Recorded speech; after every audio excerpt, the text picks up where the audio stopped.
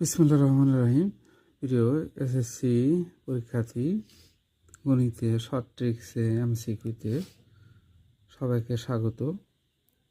A is equal 3 4, B equal হলো 1 2 3 হলে B বাদ এ নির্ণয় করো। তাহলে এখানে আমাদের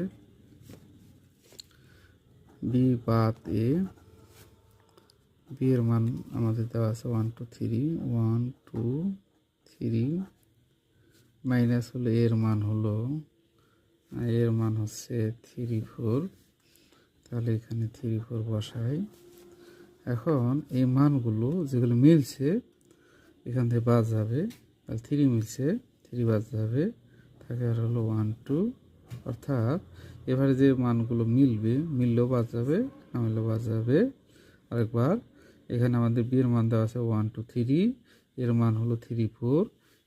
বি থেকে এর মানগুলো বাদ যাবে, 3 3 বাদ যাবে, থাকে হলো 1 2। এটি হচ্ছে অ্যান্সার।